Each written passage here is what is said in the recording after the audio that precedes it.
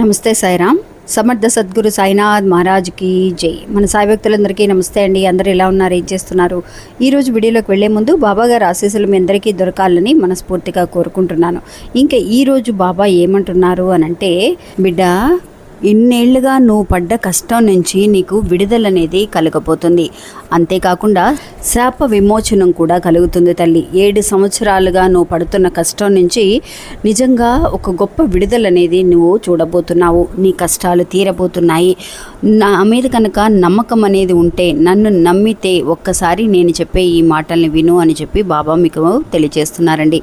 నిజంగా బాబా పంపించే ఈ సందేశం అనేది మనందరికీ కూడా ఎంతో ఒక ఉత్సాహాన్ని ఇస్తుందండి. ఎందువల్లనంటే బాబా ఎందుకు చెబుతున్నారు ఏంటి అనేది పూర్తిగా వినండి ఫ్రెండ్స్, మీకే అర్థమవుతుంది. ఇంకా వీడియోలోకి వెళ్ళడానికి ముందుగా మన ఛానల్ని కొత్తగా చూసేవాళ్ళు అయితే కనుక ప్లీజ్ సబ్స్క్రైబ్ చేసుకోండి ఫ్రెండ్స్. వీడియో నచ్చితే కనుక ఒక చిన్న లైక్ చేసి మీ ఫ్రెండ్స్ అందరికీ కూడా షేర్ చేయండి. ఇంకా వీడియోలోకి వెళ్దాం. బాబా అన్నట్టుగా అండి, నిజంగా మనం గనక ఏదైనా గనక తెలుసో తెలియకో తప్పు చేసే ఉంటామండి. అందరూ మానవ జీవితంలోని ప్రతి మనిషి కూడా తప్పు చేస్తారు. అది తెలిసి చేసేవాళ్ళు కొంతమంది, తెలియక చేసేవాళ్ళు కొంతమంది. ఏదైనా సరే తప్పు తప్పే అండి. ఆ తప్పు నుంచి వచ్చిన ఒక కర్మ అనేది మనం అనుభవిస్తూనే ఉంటాం. కొన్ని మనకు తెలుసుంటాయి, ఓ ఈ తప్పు వల్ల నేను ఇలా అనుభవిస్తున్నానేమో అని. కొన్ని విషయాలు మనకు తెలియకుండానే మనం బాధపడుతూ ఉంటాం. అప్పుడేమనుకుంటాం, అయ్యో నేను ఏ తప్పు చేశానో ఏంటి, ఇంతవరకు నేను అసలు ఏ తప్పు చేయలేదు, ఎవ్వరికీ ద్రోహం చేయలేదు, కానీ నాకెందుకు ఇన్ని కష్టాలు అని అనిపిస్తూ ఉంటుంది. కానీ ఆ భగవంతుడికి మాత్రమే తెలుసండి మనం ఎందుకు ఆ కష్టాన్ని అనుభవిస్తున్నామని. అలాంటి ఒక విషయాన్నే ఈరోజు బాబా మనకి తెలియజేస్తున్నారండి. తల్లి, 7 సంవత్సరాలుగా నువ్వు ఒక కష్టాన్ని అనుభవిస్తున్నావు. ఆ కష్టం నుంచి నీకు ఒక విడుదల, ఒక శాప విమోచనం అనేది కలుగుతుంది అని చెప్పి చెబుతున్నారు అని అంటే, మీ అందరికీ కూడా ఒక చిన్న కథ తెలియజేస్తానండి. నిజంగా అండి, రేపు చాలా శక్తివంతమైన ఒక రోజు అండి. అంటే జూలై 13వ తారీఖు మనకి మాస శివరాత్రి సోమవారం నాడు వచ్చిందండి. ఇలాంటి శివరాత్రి రోజున ఒక భక్తురాలండి తన కష్టాల నుంచి విమోచనం కలగడానికి బాబా ఇచ్చిన సూచనలండి. నిజంగా చాలా మంచి రోజు రేపు.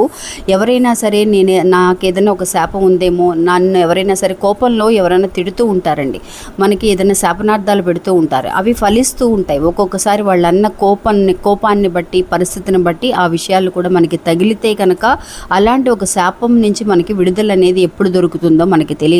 అలాంటి ఒక విమోచనం అనేది కలిగించుకోవడానికి మనకు ఒక మంచి అవకాశం కూడా అండి.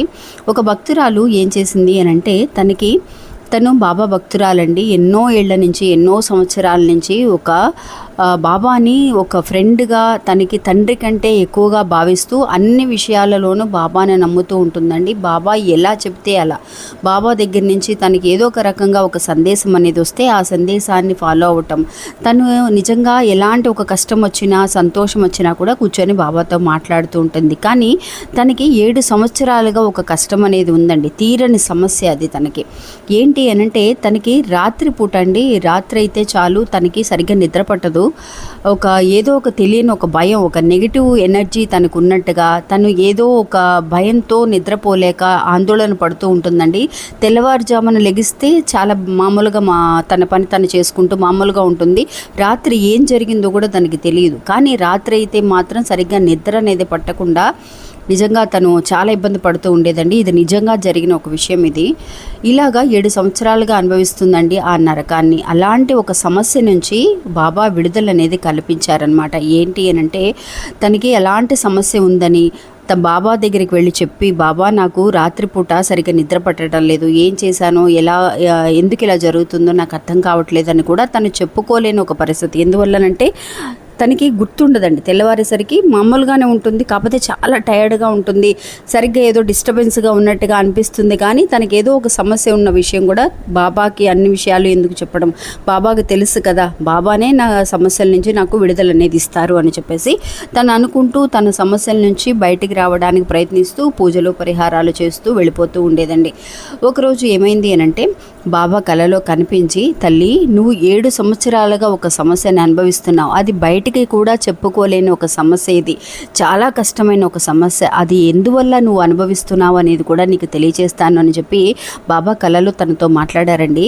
తను నిజంగా అండి ఒక 7 సంవత్సరాల క్రిందట తను ఒక తప్పు అనేది చేసిందండి. నిజంగా తనకి అది చేసిన తప్పు కూడా తనకి తెలియని ఒక పరిస్థితి అండి. ఏంటి అని అంటే, ఒకరోజు సాయంత్రం పూట ఒక తల్లి బిడ్డలు ఇద్దరు కూడా కూర్చొని, తల్లిని కూతురు కూర్చొని మాట్లాడుకుంటూ ఉన్నారండి. ఇక్కడ తను తన కొడుకుతో కూర్చొని ఒక 7 సంవత్సరాల క్రితం చిన్న పిల్లవాడు తన కొడుకుతో తను ఆడుకుంటూ ఉందండి. ఆడుకుంటూ ఉన్నప్పుడు ఒక కుక్క ఆ కొడుకుని కరవడానికి వచ్చిందనమాట. కరవడానికి వచ్చినప్పుడు ఆ కుక్కని కొట్టడానికి ఒక రాయి అనేది విసిరిందండి. కొంచెం పెద్ద రాయి, కొంచెం షార్ప్గా ఉందన్నమాట రాయి. ఆ కుక్కని కొట్టడానికి ఆ రాయి అనేది విసిరిందండి. విసిరినప్పుడు ఆ కుక్క తప్పించుకొని ఆ రాయి వెళ్ళి తల్లి కూతుళ్ళు ఇద్దరు మాట్లాడుకుంటున్నారు కదా, ఆ కూతురికి ఇక్కడ నవర గంత అనేది ఉంటుంది కదా, అక్కడ తగిలిందనమాట. తగిలేసరికి అక్కడ స్పాట్లోనే తన కూతురు చనిపోయిందండి. చనిపోయినప్పుడు నిజంగా అసలు ఏంటా సడన్గా ఇట్లా జరిగింది, ఎక్కడి నుంచి వచ్చింది, ఎవరు విసిరేశారు ఏంటి అని కూడా తనకి తెలియలేదు, విసిరిన తినకి తెలియలేదండి. అలాగా తెలియకుండా వెళ్ళి వాళ్ళకి తగిలింది. తగిలేసరికి తను ఆ బాధతో చెప్పిందనమాట, ఎవరైతే నా కూతుర్ని ఎవరైతే నా దగ్గర నుంచి దూరం చేశారో తను నిజంగా మా నిద్ర కూడా లేకుండా తను కష్టపడాలి అని చెప్పి కష్టపడుతుంది. నా కూతురు నుంచి నన్ను ఎలా దూరం చేశారో తన కొడుకు దగ్గర నుంచి కూడా తను, అంటే తన పిల్లల దగ్గర నుంచి కూడా తను దూరం అయిపోతుంది అని చెప్పి కోపంలో కొన్ని శాపాలు అనేది పెట్టడం అనేది జరిగిందండి. అవి నిజంగా ఇప్పుడు ఫలిస్తూ ఉన్నాయన్నమాట. తనకి తెలియని నిద్రలో ఉన్న డిస్టర్బెన్స్ కానివ్వండి, తన కొడుకు కూడా ఇప్పుడు తనకి సరిగ్గా తనతో మాట్లాడండి, సరిగ్గా తన కొడుకుకి తనకి ఒక కమ్యూనికేషన్ అనేది ఉండదు, సరిగ్గా మాట్లాడు, సరిగ్గా చదువుకోడు, అట్లా ఉన్నాడనమాట. అందువల్ల తెలియని తప్పులు అనేవి మనం చేస్తూ ఉంటామండి. వాటి వల్ల మనం ఇంకా కూడా అనుభవిస్తూ ఉంటాం. అలాగా ఆ తప్పు నుంచి, ఆ శాపాల నుంచి విమోచనం అనేది కలుగుతుంది అని చెప్పి నువ్వు ఒక చిన్న పని చేయి తల్లి. రేపు శివాలయానికి వెళ్ళి, అంటే బాబా ఇచ్చిన విమోచనం అండి, బాబా చెప్పిన ఒక సొల్యూషన్ ఇది. తెల్లవారేసరికి నిజంగా శివరాత్రి రోజున నువ్వు శివుని ఆలయానికి వెళ్ళి అభిషేకం చేయించు శివునికి అని చెప్పి బాబా కలలో కనిపించి చెప్పారండి. నిజంగా ఆవిడ చెప్పిన ఆ మాటలను గుర్తుంచుకొని తెల్లవారుజామున ఆలయానికి వెళ్ళి అభిషేకం చేయించడం అనేది జరిగింది. అప్పటి నుంచి కూడా తనకి ఒక శాపం ఉందని, ఆ శాపం నుంచి విమోచన ఉందని అప్పుడు బాబా చెప్పడం వల్లే తనకి తెలిసింది. అప్పటి నుంచి అండి తన కొడుకులో తనకి వచ్చిన ప్రవర్తనగా మారటం కానివ్వండి, తనకి నిజంగా చాలా రిలాక్స్గా నిద్ర లేచిన తర్వాత ఇంతకుముందు తను కష్టపడింది, ఎంత కష్టపడిందో తనకు గుర్తొచ్చిందండి. నిజంగా ఇవన్నీ కూడా అండి ఏదైనా ఒక సమయం అనేది మనకి రావాలి, సమయం సందర్భం అనేది కలిసి వస్తేనే ఏదైనా జరుగుతుంది. అలాంటి ఒక మంచి రోజు అండి రేపు మనకి జూలై 13వ తారీఖు సోమవారం నాడు చాలా మంచి రోజు. మీరు ఏదైనా ఇలాంటి సమస్యలతో, తెలియని సమస్యలతో ఇబ్బంది పడుతూ ఉన్నారు అని అంటే అది ఏదో ఒక కారణం చేత అయి ఉంటుంది. అందువల్ల రేపు చాలా మంచి రోజు కాబట్టి శివాలయానికి వెళ్ళండి, శివుని దర్శించుకోండి. వీలైతే అభిషేకం చేసి ఆయన దర్శించుకొని శివుని మంత్రాలు ఉన్నాయి అవి పఠించండి. ఖచ్చితంగా మీకు మీ కష్టాల నుంచి ఒక విమోచనం, ఒక విడుదల అనేది బాబా కల్పిస్తారు. ఇంకా ఇది అండి ఈరోజు మన వీడియో. ఈ వీడియో కూడా మీ అందరికీ ఒక నమ్మకాన్ని, ధైర్యాన్ని ఇస్తుంది అనుకుంటున్నాను. నచ్చితే కనుక ఒక చిన్న లైక్ చేయడం మాత్రం మర్చిపోకండి. నమస్తే, సాయిరామ్.